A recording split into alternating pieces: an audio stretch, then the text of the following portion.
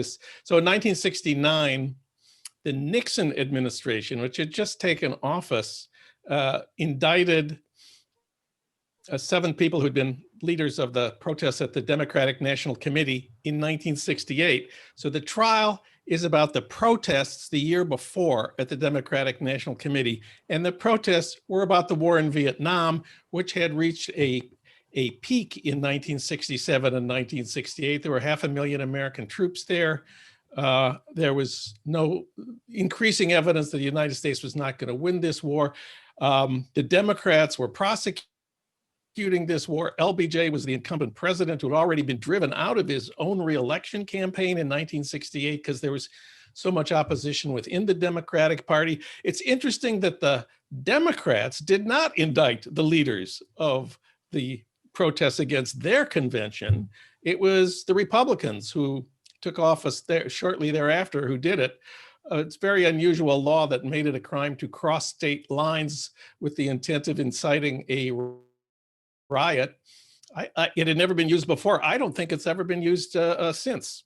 And the 8 defendants included Bobby Seale of the Black Panther Party, chairman of the Black Panther Party, who really had nothing to do with the protests. The Black Panthers didn't go to the demonstrations. But really the only gigantic thing that happened at this trial was that Bobby Seale was denied by the judge his constitutional right to have a lawyer or to represent himself if he so choose.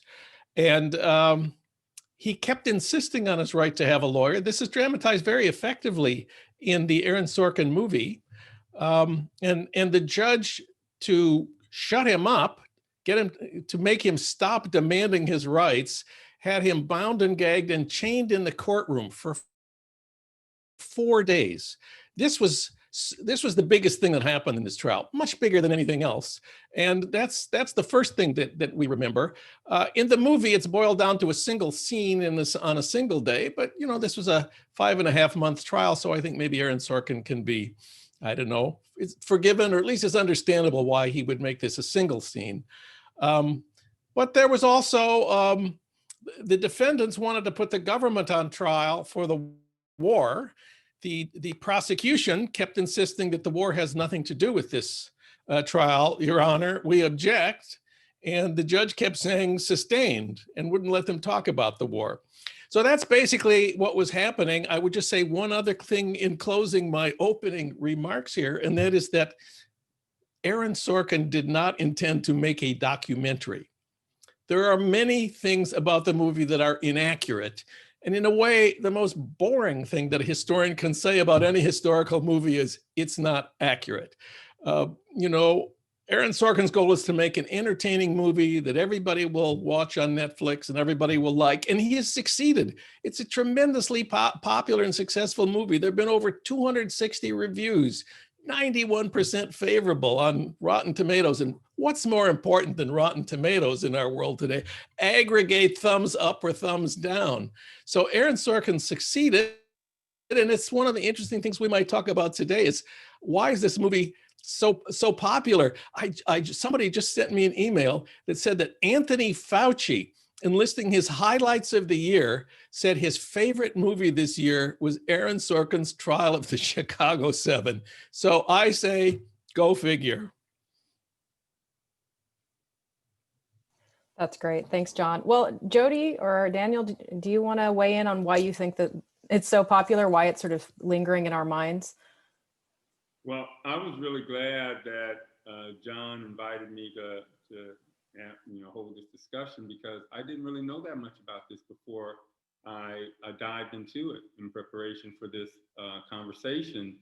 And it is amazing how many parallels there are between what was going on then and what is going on now with radical activists. I think a radical activist today, but viewed for many people, the radical activists would be viewed as Black Lives Matter folk, right? Who are using transgressive verbiage and forms of political communication that many find abrasive and off-putting, and saying things like "F the police." I mean, there are lots of, there's so many parallels, and I hope we'll have a chance to dive into them more. You know, the labeling of people like me and others associated with Black Lives Matter as Black identity extremists, and you know, all of that kind of behavior by the government in the messaging around the trial.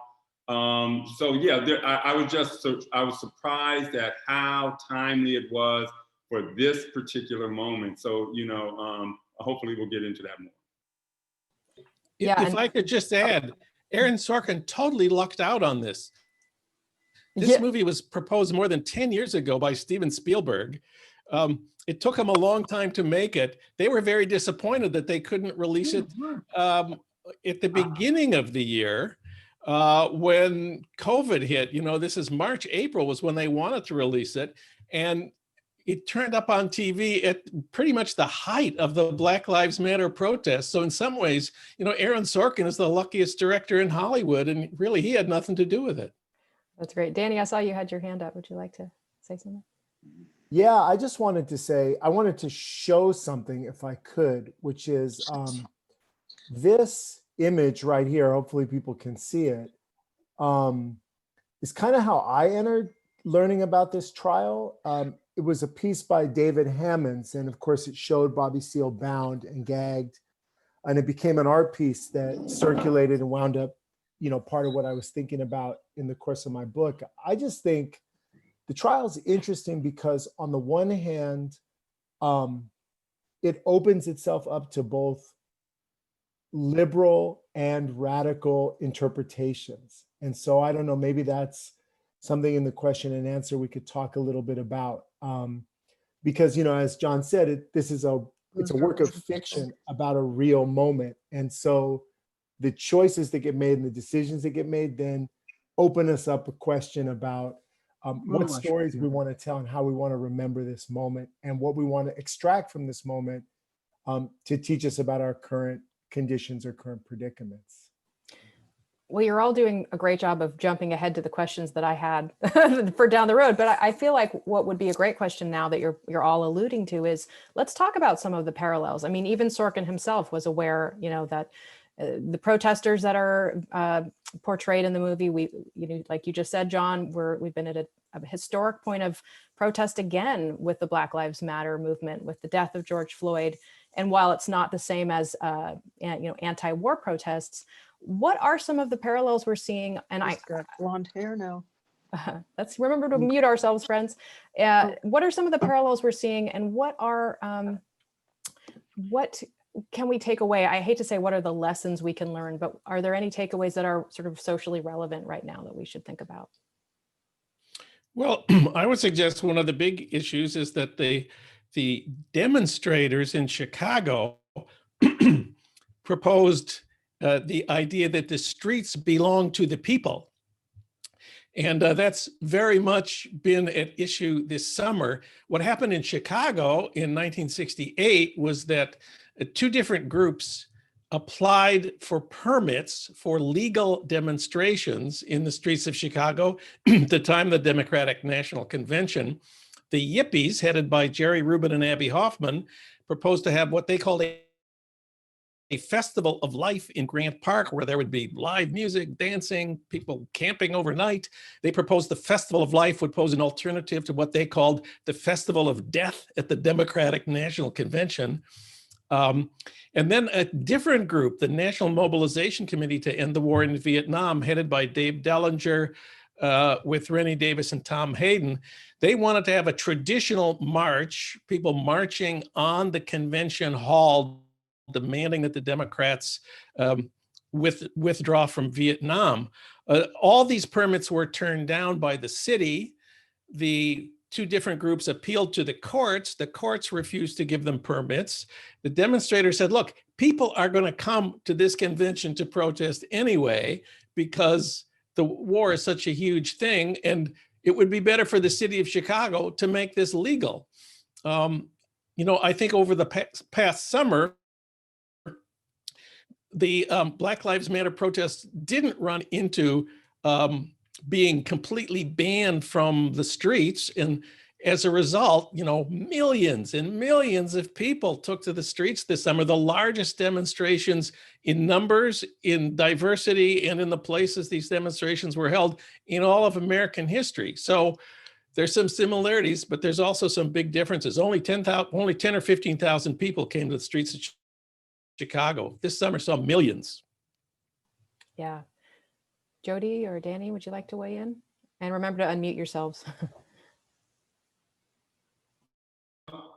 Yeah, just going along with that, John, one of the other parallels I think we saw this summer is the brutality of the state's response through its police force to challenges to its authority, its legitimacy, you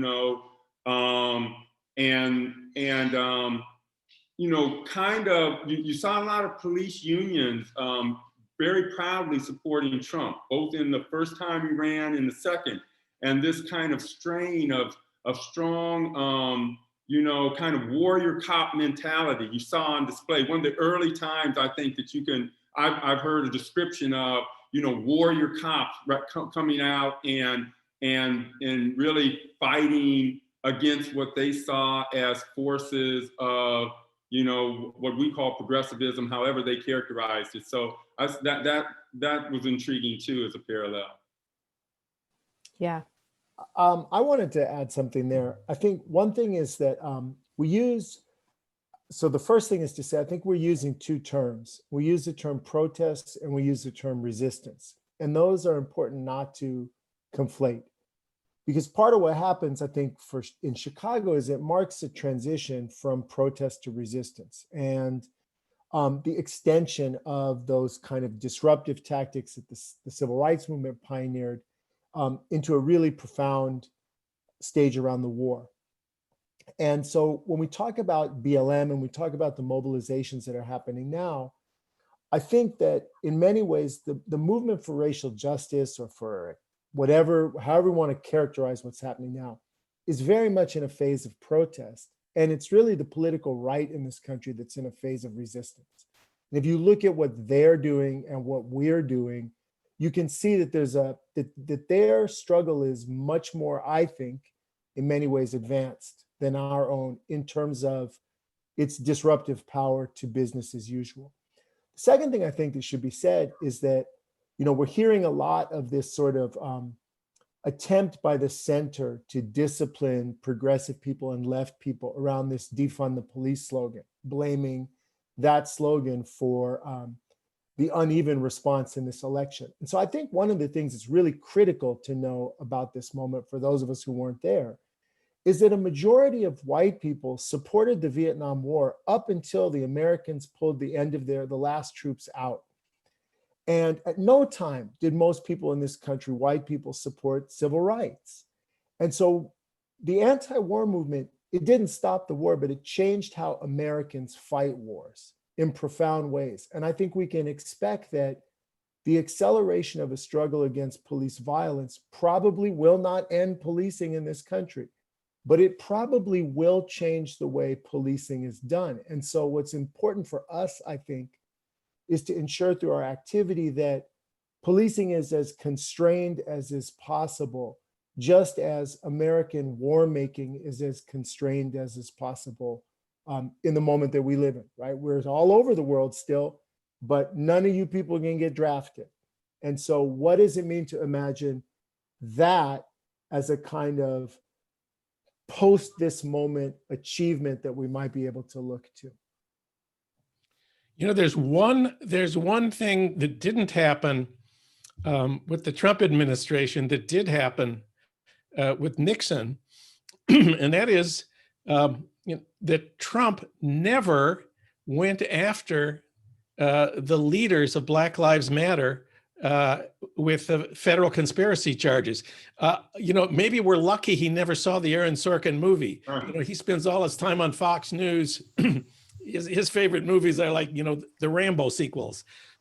So this is not his kind of movie. But if he'd seen it, I can imagine he would have gone to his attorney general general and said, why don't we do to Black Lives Matter what Nixon did to the anti-war demonstrations? We could indict them for, for inciting a riot. We could have we could nationalize the whole thing. We could have a big show trial. We could tie them up for years. Trump didn't do that. So I'm not sure why, but it is one big difference. It never got nationalized into a single show trial where it put all the leaders of Black Lives Matter on trial. Of course, maybe that's because the leaders of Black Lives Matter are a lot better at what they do than the leaders of the left of the 1960s. They've certainly shown they've been able to organize. They've been able to combine protest with electoral politics. But in any case, that's a big difference, I think. Yeah, Karen Bass had hearings that she held with the FBI about the designation of Black Lives Matter activists as Black identity extremists, right? And now you're on the road to a conspiracy, complicity theory and charge right there. That we're taking our first steps down the road. And John, I'm telling you, I thought about it long and hard as a criminal law professor who thinks a lot about the way that the laws go after what they characterize as racketeering and conspiracy and everything else.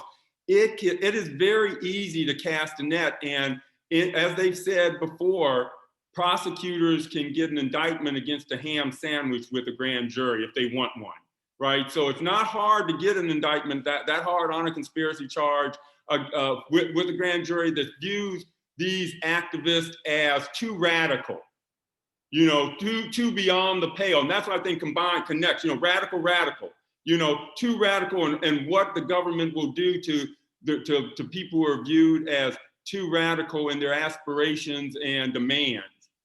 And so, yeah, I thought about it and prepared my family for the possibility of some kind of conspiracy charge. It didn't come to pass, but I'm like you. I'm relieved that it didn't come to pass. It was not beyond the pale.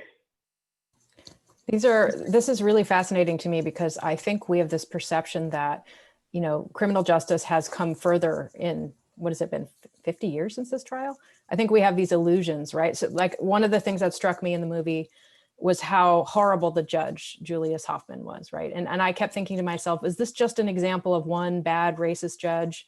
The things that he did to Bobby Seale, which it seemed like even the legal team was pretty shocked, at least in the dramatization version. He just seemed so terrible, but I thought, was that indicative of one man or was it really indicative of the system? And has that changed very much from your perspective, given what you're talking about with Black Lives Matter, how once again, they're treated like a radical group rather than just a group of people asking for basic rights and basic treatment and anti-police brutality. So I'm just throwing it out there to whomever wants to answer. My impression is that Julius Hoffman was uniquely horrible and ridiculous in this trial. Every time the prosecution said objection, he said sustained. Every time the defense said objection, he said overruled. Jody knows a lot more though about judges and who sustain objections from prosecutors than I do. So Jody, you tell us. But it just so happens that most judges sitting on benches, if they have a background, they're likely to be prosecutors, not public defenders. Right? That's just the way it works out, and it has for a long time. So you're making arguments to decision makers who have a kind of conscious or unconscious pro-prosecution law enforcement bias going in, and oftentimes a kind of conservative political philosophy to accompany it. And when people refer to some judges as politicians with robes, you don't know how much truth there is to that until you've taught law for 20 years and know how much room there is for discretionary judgments and how those discretionary judgments can be driven by political druthers without any accountability because it's discretionary. Yeah. I think it's interesting. This is it's about the trial in the film, the comment I want to make. I have a friend, I was telling everybody before the session began, who fresh out of law school was part of Bobby's defense team. And he had a criticism of the film. He said, actually, the situation in the courtroom was much more brutal than it's portrayed in the film. He says, at the first day, Bobby was shackled to a metal chair. And so because he was shackled to the metal chair, he kept bouncing up and down on the chair and making noise. And that noise he made prevented the trial from continuing. So after that, they took him out and they shackled him to this kind of overstuffed leather kind of armchair that a professor would have in an office or that you'd see in an old wooden library. And he managed to sort of get up and he fell backward. And in the courthouse, the Panthers weren't right behind him in that way, at least this day. The court artists were behind him. So he fell backwards onto the court artists. And as they're scrambling and the pens are flying and everything, the marshals are socking him bound and gagged in front of everybody. And they're beating the shit out of him. And while they're beating him up, his gag slipped out and he screams, "Let the record reflect the marshals have kicked me in the balls." And so I think it's very interesting because one of the things that Sorkin shies away from is the amount of violence that was directed at Seal. And then, of course, Hampton is murdered in the middle of the trial, right? It doesn't, and that's done in a documentary style. So we can ask, why doesn't Sorkin want to show the Chicago police come in and murder Fred Hampton in cold blood? Well, because that's a decision that then forces the audience to say, which of these two sides am I on? And the audience becomes so embittered that the resolution at the end of the film becomes impossible. So I think, when we talk about this question of what is the level of repression the state is willing to propose and to use on us if we dare to oppose its fundamental interests, I think that the film suggests to us that at the end of the day, everything is going to be okay. And I am not sure that that's the message that we really want people to pick up, because that isn't exactly what happened.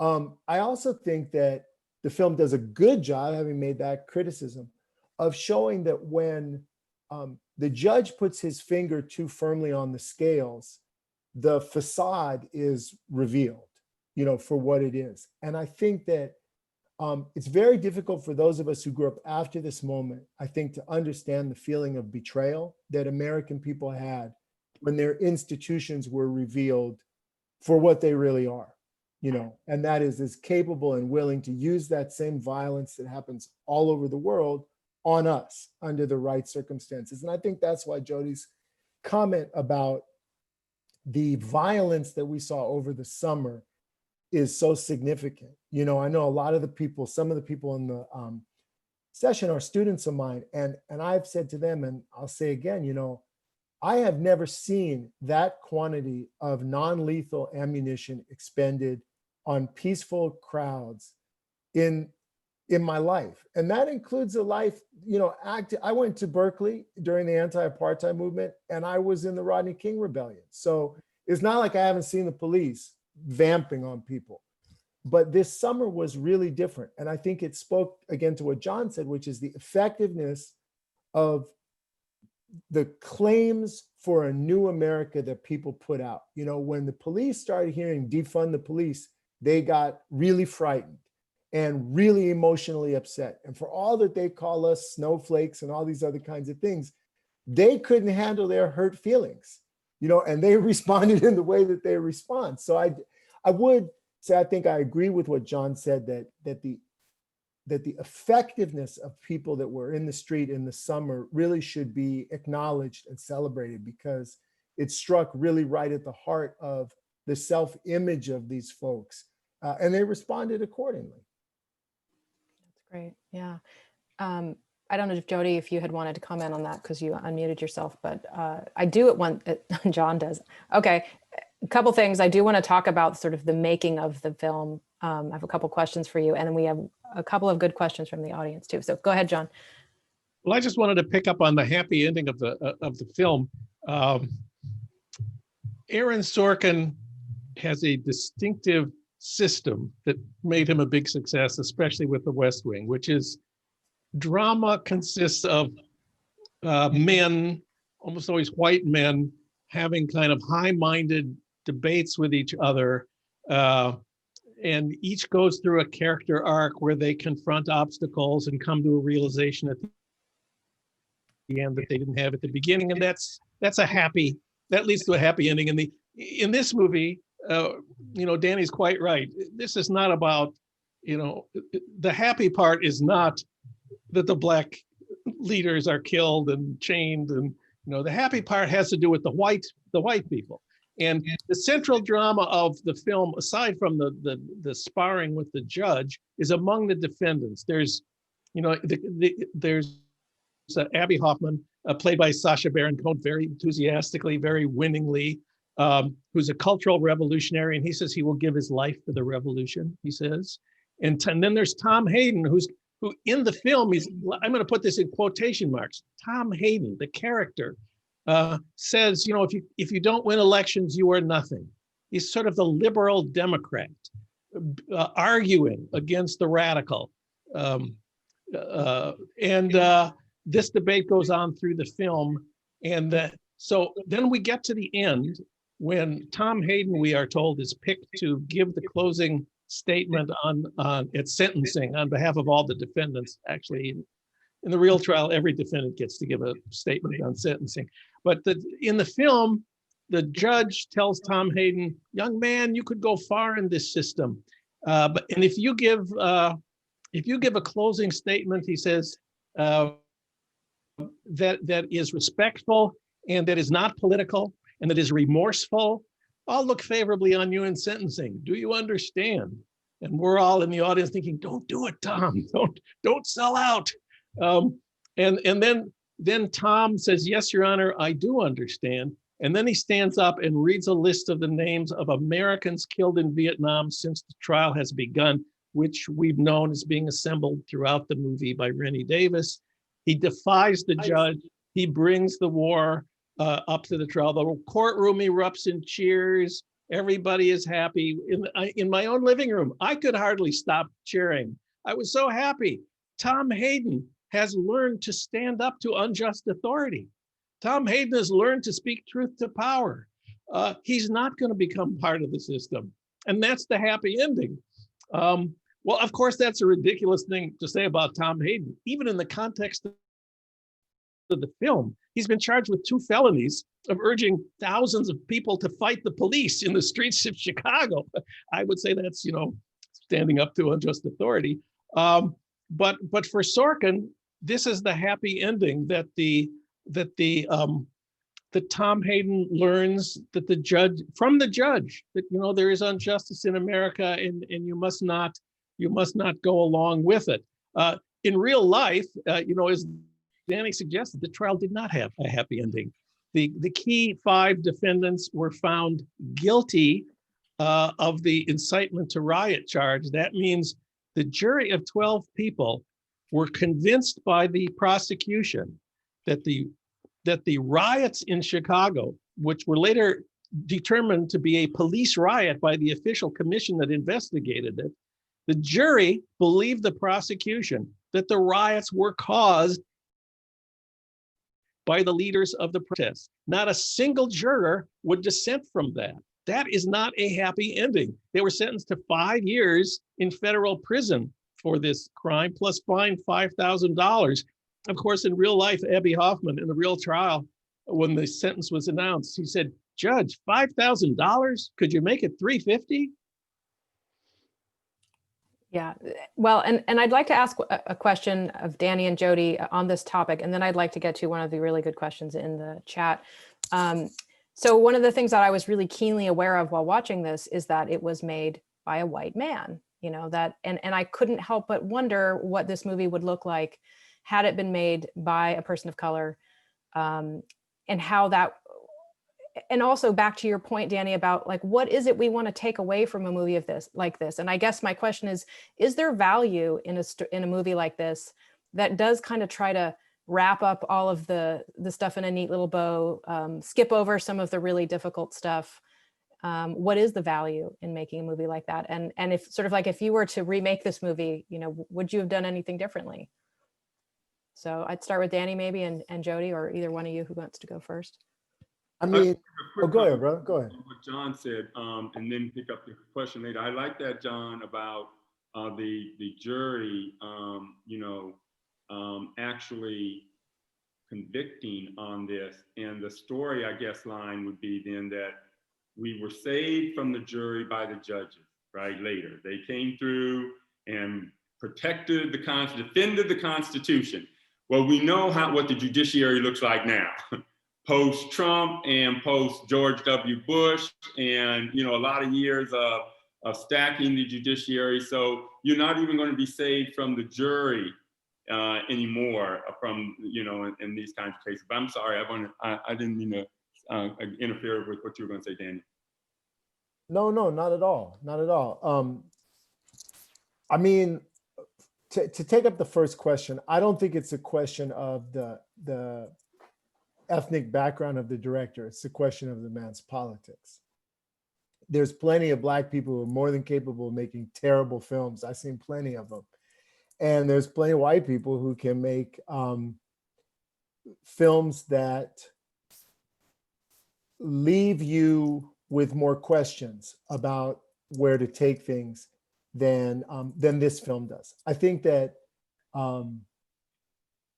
a different film might have centralized in a different way, the extent of the brutality that was directed at Black people during this trial. So not only was Hampton murdered in cold blood, but also in December, the first SWAT team ever deployed in the United States destroyed the Panther headquarters in Los Angeles.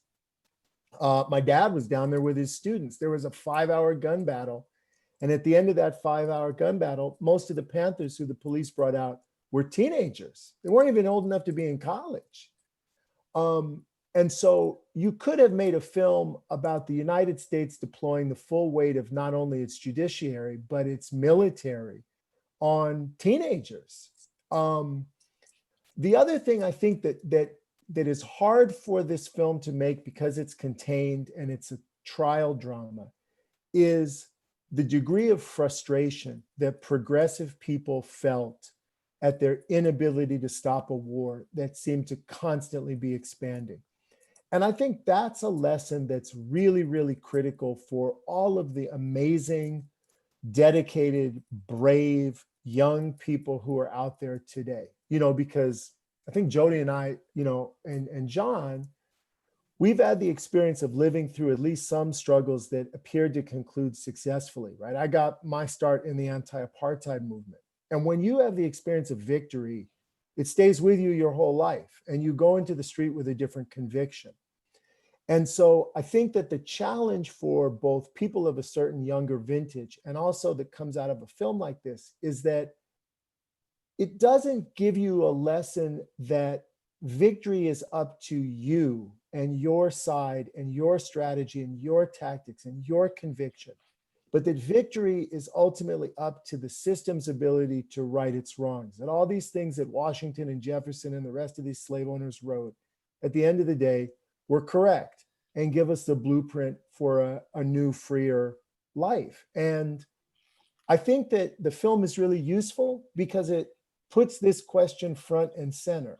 And it asks each of us to say, do we believe Dr. King that the arc bends toward justice, or do we believe Malcolm that nobody should want to run into a burning building? And that's the question every progressive American person has to have an answer to. And that answer may change over the course of your life. It may change depending on what struggle you're in.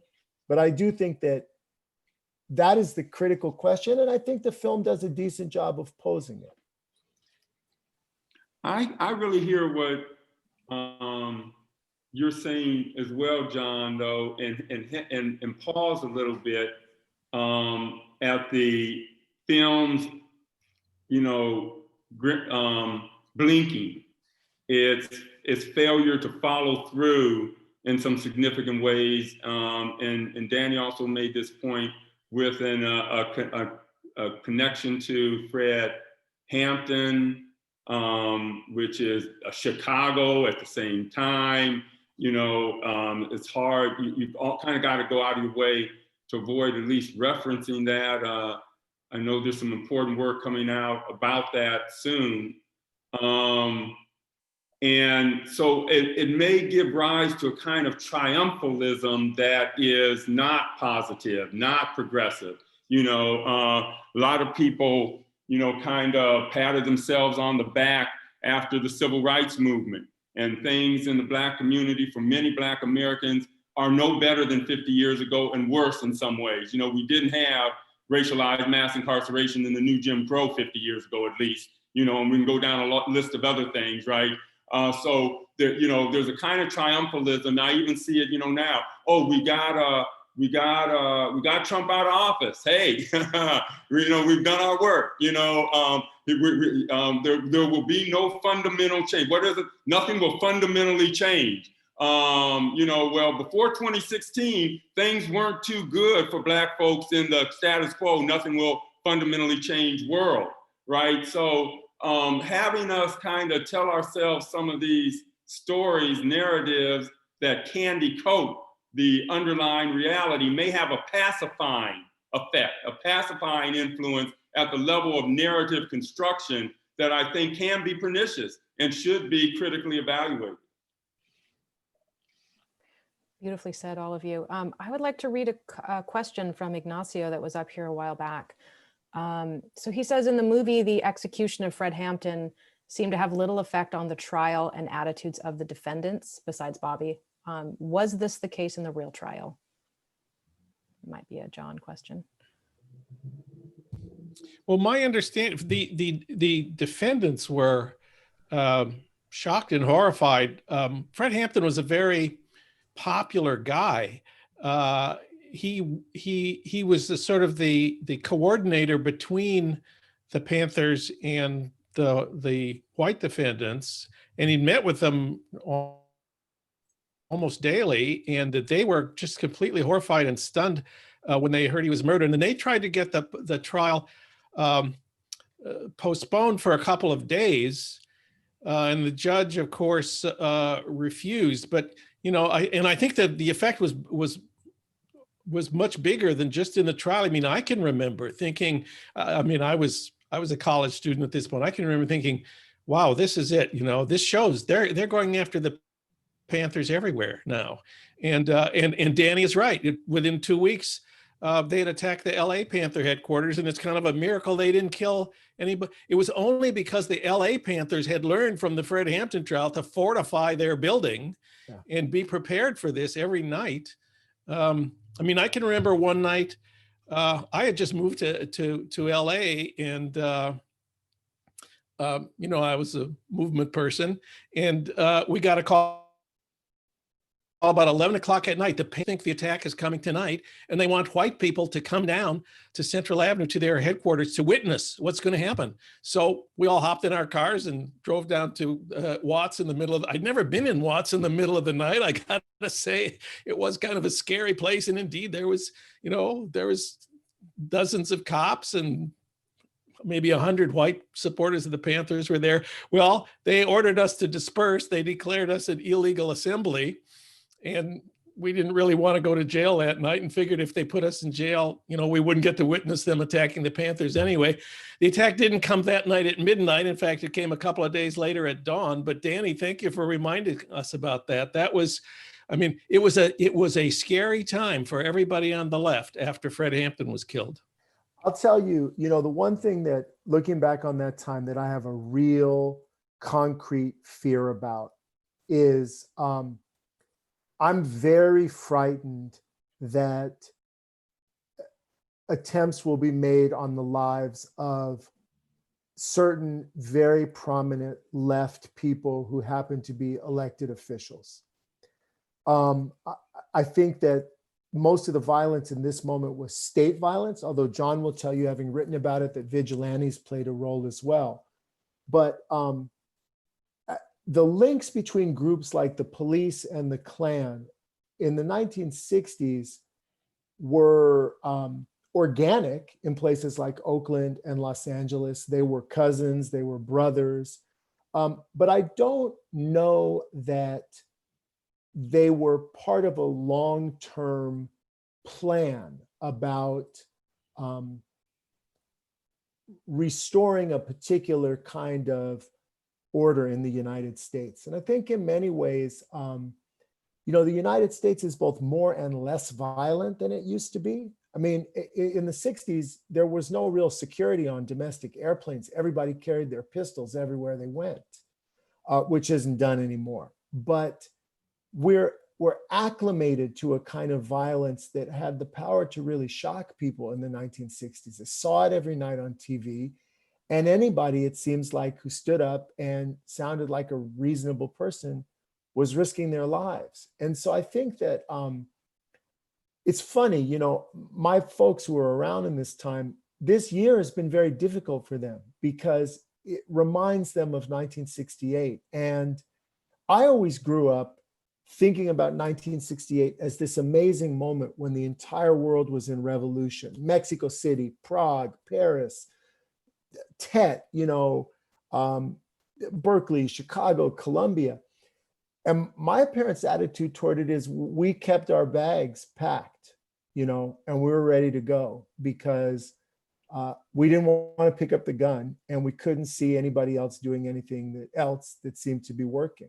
And so, you know, I think 2020 may well go down as one of those years that half of the time you think this was an amazing, beautiful moment, and I'm glad I got to see it in person.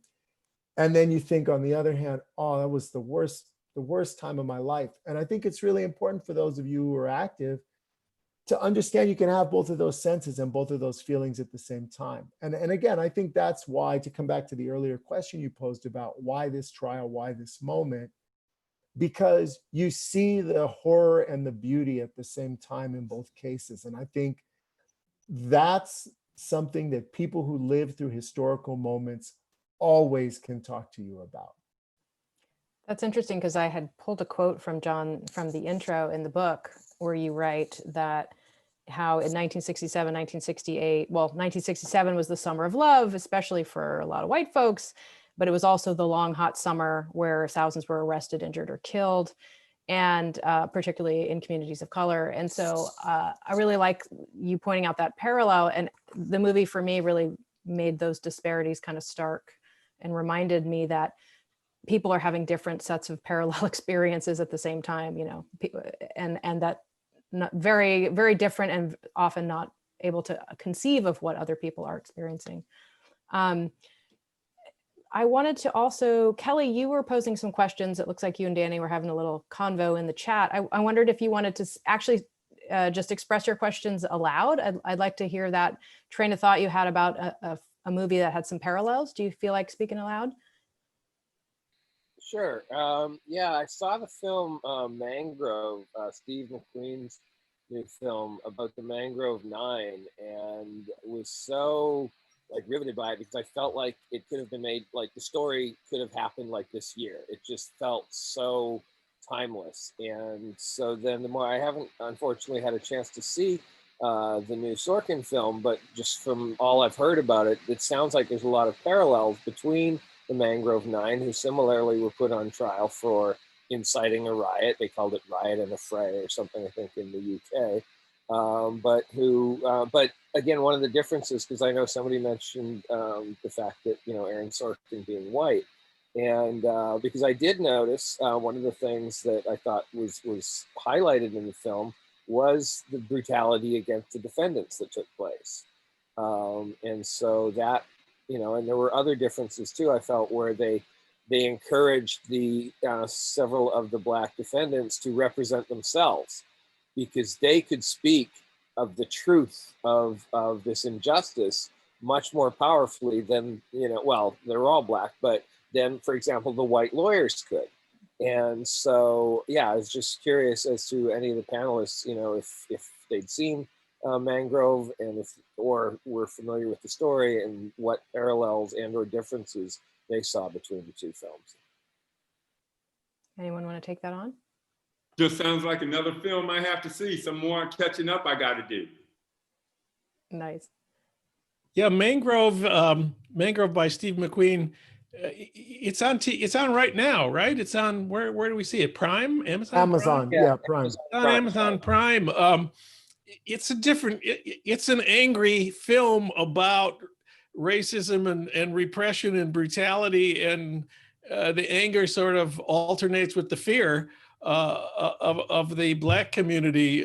So it's the film that's not the happy ending of the Chicago 7. It is very interesting that Mangrove is the first of a series of, what is it, 4 or 5, something like that, films by Steve McQueen. Yeah, And 5 films, right? 5 films. And the second one, Lover's Rock, is a completely different feeling, completely different picture, what it meant to be Jamaican in London in the 70s. So he wants to show it's not just the life of being angry and scared and fighting. It's also a life of dancing and fabulous music. So yeah, Steve McQueen, I like Steve McQueen better than Aaron Sorkin. Awesome. Jody, did you want to comment? I'll second So that. it is interesting how much good art and music comes out of the pain and suffering of the Black experience, isn't it? And you see it, not only in hip hop, which I go over to Poland and it's like I'm up on Sunset in terms of world reach, and jazz and those kinds of things, American cultural products that are, coming out of this despised group's minds and souls while they're being trampled underfoot. But I often marvel at that and sit back and wonder about this resistance music, that isn't always even resistance music, it's just love songs, but there's something in there that is uplifting about the human spirit being able to find, space for that while you're going through all of this other crap with being gagged and bound to a chair and, and kicked in the nuts, in court, how you're able to get, art and beautiful art out of that, but somehow Black folks have been able to do that. Yeah, and I'd like to add to that because, thanks to Jody, I've had the opportunity to do some workshops with a bunch of young hip hop artists, something that Layla Steinberg started back with Tupac back in the day, and has kept it going for like the past 30 years. And it's just been so incredible, especially at this time, with everything that's been going on, to see how they've been able to process, the rage, the frustration, the injustice, and yet turn it into some of the most compelling art, whether, and in different genres too, whether it's hip hop, whether it's punk, and through dance too. I mean, it's not even just music. It's not limited to just that one, mode of expression, poetry, you name it. And so I think that has been really inspiring for me. People who sort of are cynical about this, young generation coming up. I mean, I see a lot of reason for hope in this generation because they're not tuned out. They're definitely, aware of what's going on and are doing everything they can to have, constructive, healing responses to it and to awaken people as well. Danny, So I just want to say, for those of you who are interested in a career in the film industry or pitching something to Netflix, coming out of this moment, I've got a film idea. People may or may not know that one of the places that Jerry Rubin and Abby Hoffman had a targeted anti-war demonstration was Disneyland. And at this time, Disneyland still had an Aunt Jemima's pancake house by the Pirates of the Caribbean ride, where Black women who were dressed as mammies served you pancakes all throughout the day.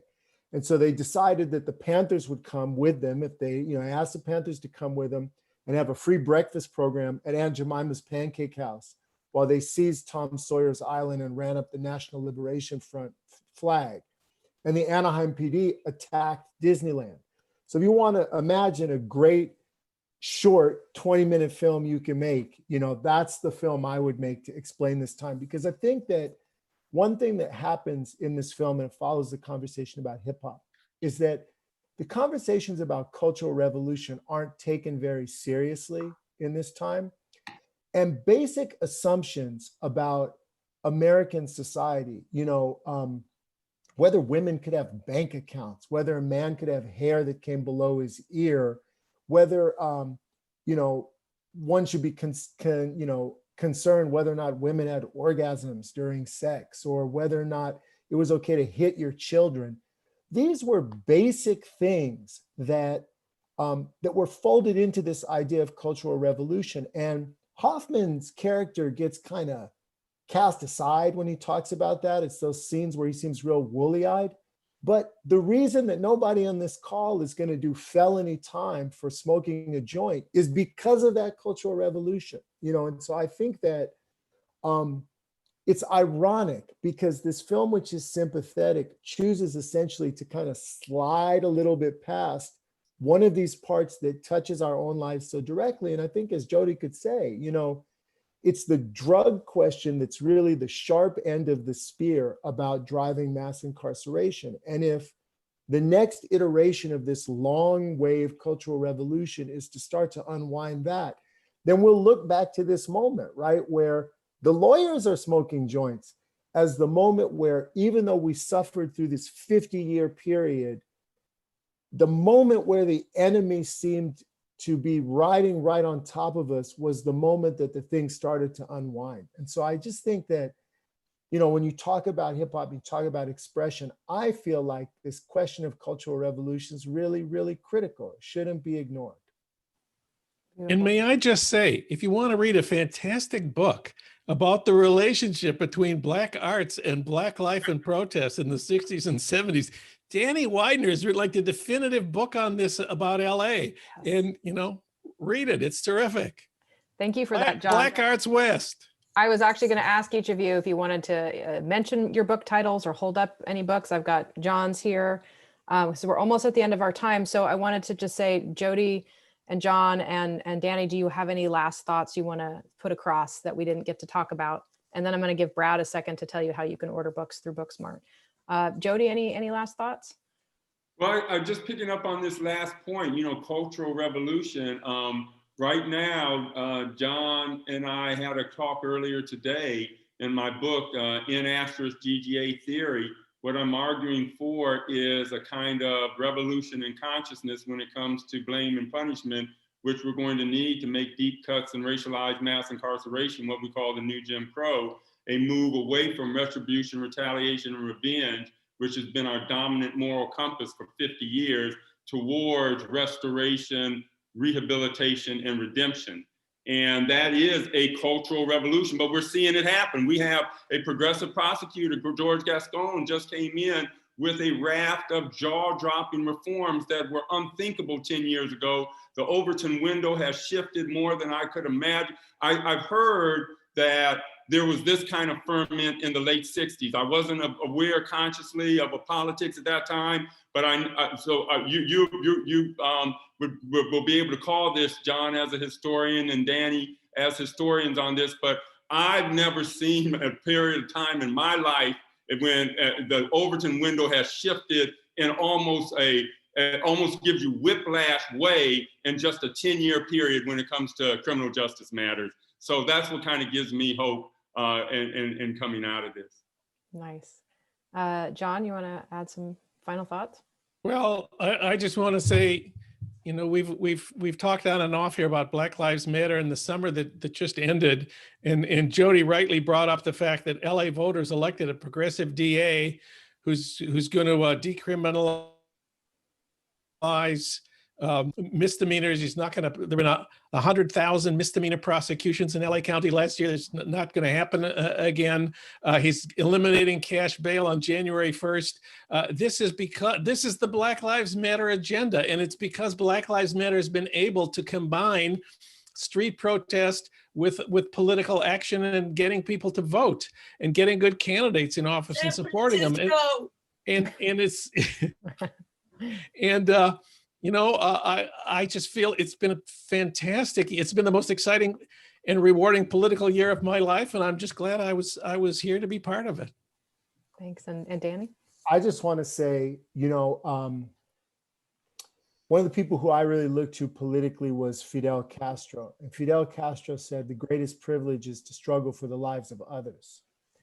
I think the critical element of Black resistance in this society has been the way that it peels back the onion to reveal other forms of oppression, but those other forms of repression have to be supported and acknowledged and overturned as well. So I think it's critical that we look at what's happening in South Dakota. You know, we need to return to that DAPL struggle. We need to look at what's happening with ICE. We need, you know, it's important when Hampton died, he wasn't just working with the Panthers, he was working with white groups, he was working with the Young Lords, he was working with the American Indian movement, he was working with Native women's organizations, with the Brown Berets, with a whole kaleidoscope of groups. In fact, it was Hampton who came up with the term the Rainbow Coalition, which Jesse Jackson stole, and then Obama further perverted.